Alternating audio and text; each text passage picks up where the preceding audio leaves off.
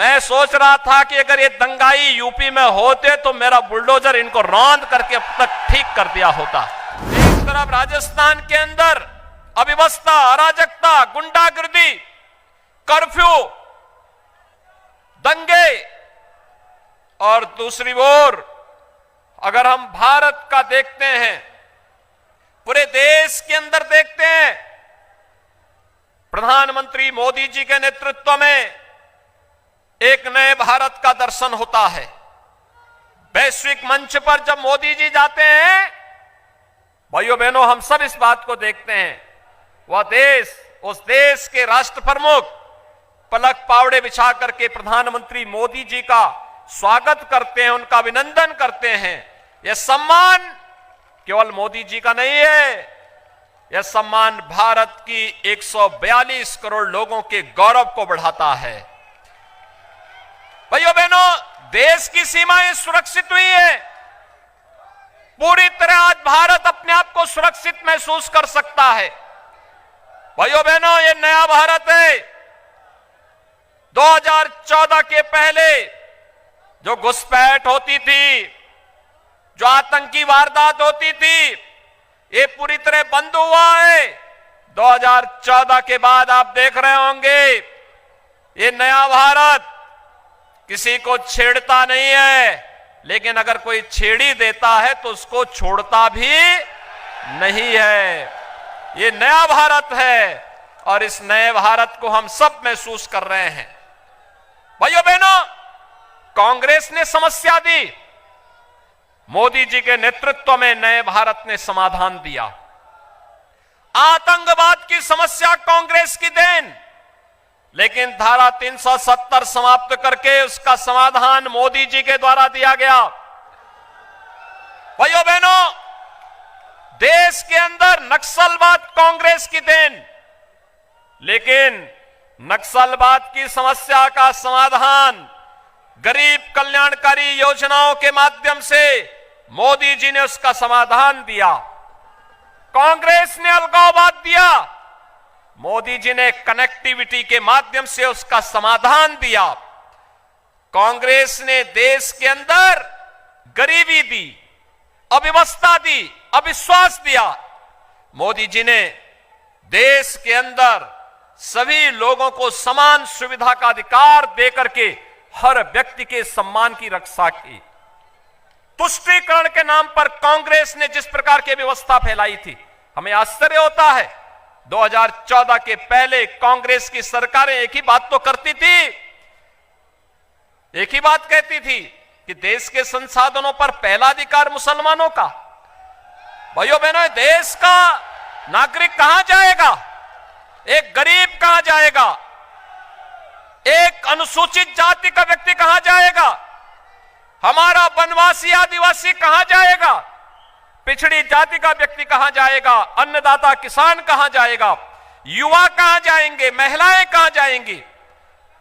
और भाइयों बहनों, एक तरफ अभी आपने देखा होगा, मातृशक्ति वंदन अधिनियम के माध्यम से आदि आबादी को सम्मान देने का काम, दूसरी ओर 3 तलाक पर हमेशा के लिए ताला लगाने का काम भी ये प्रधानमंत्री मोदी जी के नेतृत्व में हुआ।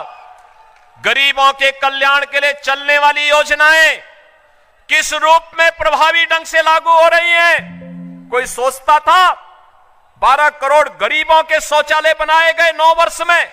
ये काम कांग्रेस भी 55 वर्ष के शासनकाल में कर सकती थी। 4 करोड़ गरीबों के आवास बने, ये काम कांग्रेस की सरकार भी कर सकती थी। और इसी माटी के सपूत केंद्रीय जल शक्ति मंत्री ने 7 करोड़ परिवारों को हर घर नल के माध्यम से शुद्ध आरओ का पानी पहुंचाने का काम देश के अंदर किया है। भाइयों बहनों, एक और चाहे वह उज्ज्वला योजना में 9 करोड़ 60 लाख परिवारों को फ्री में रसोई गैस के कनेक्शन की बात हो या सौभाग्य योजना में बिजली का कनेक्शन देने की बात, ये सभी कार्य बिना भेदभाव के हुए, क्योंकि मोदी जी ने कहा हम जाति, मत और मजहब के आधार पर नहीं, हम इस देश के अंदर गांव के लिए, गरीब के लिए, किसान के लिए, नौजवान के लिए, महिलाओं के लिए, समाज के सभी तबके के लिए कार्य करेंगे। और इसके लिए उन्होंने नारा दिया, सबका साथ, सबका समग्र सोच है विकास की, और सबका साथ लेकर के कैसे योजनाओं का लाभ देना है। 100 से अधिक लोक कल्याणकारी, गरीब कल्याणकारी योजनाएं इसके उदाहरण है। इंफ्रास्ट्रक्चर में highway, railway, airport, IIT, IIM, AIIMS, one district one medical college जैसे आज के नए भारत के अनुसार वर्ल्ड क्लास इंफ्रास्ट्रक्चर आज हम भारत के अंदर देख सकते हैं। भाइयों बहनों, ये पिछले 9 वर्ष के अंदर मोदी जी के नेतृत्व में हुआ। लेकिन यहां पर जब हम राजस्थान की बात करते हैं तो ये राजस्थान 5 वर्ष में कहां पहुंच गया। भ्रष्टाचार में नंबर 1, दंगों में और अराजकता में नंबर 1। मुझे देख के आश्चर्य होता था, जब मैं देख रहा था यहां पे जोधपुर में, मुझे आज से 2 वर्ष पहले वो दिन याद है जब यहां जोधपुर की सड़कों पर नंगी तलवारें लहरा रही थी और दंगाई दंगा कर रहे थे। तब मुझे भाइयों बहनों याद आ रहा था, मैं सोच रहा था कि अगर ये दंगाई यूपी में होते तो मेरा बुलडोजर इनको रौंद करके अब तक ठीक कर दिया होता।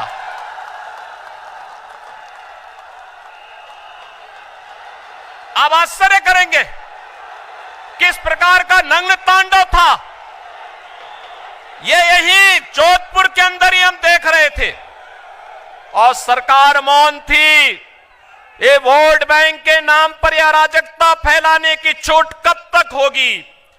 और यही कहने के लिए आज भाइयों बहनों मैं आपके पास आया हूं कि राजस्थान में मौजूदा सरकार भाइयों बहनों ये सुरक्षा भी नहीं दे सकती, ये सम्मान भी नहीं दे सकती, गरीबों का कल्याण भी नहीं कर सकती, विकास की योजनाओं को भी लागू नहीं कर सकती और आपकी आस्था को भी सम्मान नहीं दे सकती। रामनवमी में यहां की सरकार रोक लगाती है। मैं जिस जिले में जाता हूं वहां पे किसी न किसी संत की हत्या हो चुकी होती है। इससे पहले पूज्य संतगण मिलते हैं, एक ही बात कहते हैं कि यहां हमारे एक संत की 2 महीने पहले, 6 महीने पहले, 1 वर्ष पहले उपद्रवियों ने हत्या कर दी। सरकार कोई सुनवाई करने को तैयार नहीं। किसी भी जिले में जाओ, भरतपुर में, अलवर में, जोधपुर में, किसी भी जिले में जाओ, हर जिले में भाइयों बहनों ये सुनाई देता है। और इसीलिए आज मैं आपके पास आया हूं कि सरकार कर्फ्यू वाली सरकार है, दंगों वाली सरकार है। भाइयों बहनों ये माफियागिरी जो पनप रही है, जो अराजकता पनप रही है, जो युवाओं के भविष्य के साथ खिलवाड़ करते हुए पेपर लीक की घटनाएं लगातार राजस्थान के अंदर हो रही हैं। कुछ तो दाल में काला है। आपका मैं अभिनंदन करूंगा कि लोकसभा चुनाव में आपने यहां पर श्री गजेंद्र सिंह शेखावत जी को इतना भारी बहुमत से जिताया कि वह देश के अंदर जल शक्ति मंत्री बने। और उस समय आपने कांग्रेस को पानी पिलाया था। और भाइयों बहनों देश को जल तो गजेंद्र सिंह शेखावत जी अपनी योजना से पिला रहे हैं, लेकिन मेरा आपसे अनुरोध है याद करना, आस्था का सम्मान केवल डबल इंजन की भाजपा की सरकार ही कर सकती है। आखिर कांग्रेस के लोग कहते थे ना, जो यहां पे हमारे वरिष्ठ नेता होंगे, 1980 के दशक में जब राम जन्मभूमि आंदोलन प्रारंभ हुआ था तब नारा लगता था, राम लला हम आएंगे, मंदिर वहीं बनाएंगे। कांग्रेस के लोग हंसते थे ना उस समय, कांग्रेस के लोग कहते थे ये कैसे होगा, ये कभी नहीं हो पाएगा। हम लोग कहते थे हमारा विश्वास है ये होगा। वे हंसते थे, लेकिन हमें विश्वास था, लेकिन उनको विश्वास दिलाने के लिए हमें कुछ दिनों के लिए नारा बदलना पड़ा था। हम लोगों ने तब कहा था, रामलला हम आएंगे, पहले गुलामी का ढांचा हटाएंगे। और गुलामी का ढांचा हटा ना, और गुलामी का ढांचा हटने के बाद फिर हम लोगों ने पुराना नारा दोहराया था, रामलला हम आएंगे, मंदिर वहीं बनाएंगे। आप मुझे बताओ, इनमें से यहां पे कितने लोग हैं जिनको विश्वास है कि अयोध्या में राम मंदिर का निर्माण हो रहा है? पूरा जोधपुर ही।